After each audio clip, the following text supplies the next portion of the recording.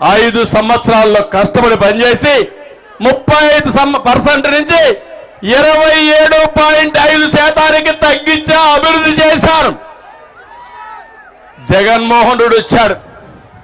ఎంతకు పెరిగింది తెలుసా? 19-24కి 44%కి పెరిగిపోయింది. ఇతనే ఉంటే ఆడ 200 రూపాయల ఆదాయం వస్తే మన ఆదాయం 100 రూపాయలు వచ్చే పరిస్థితి వస్తుంది. నేను ఒకటే మిమ్మల్ని అడుగుతున్నా, మీ ఆదాయం పెరగాలనా లేదా అని అడుగుతున్నా. మీ పిల్లలకు ఉద్యోగాలు కావాలనా లేదా అని మిమ్మల్ని అడుగుతున్నా. మీ కష్టాలు తీరాలనా లేదా అని మిమ్మల్ని అడుగుతున్నా. ఇది జరగాలంటే మళ్ళీ బాబు రావాలి. తెలుగుదేశం జనసేన సునామీ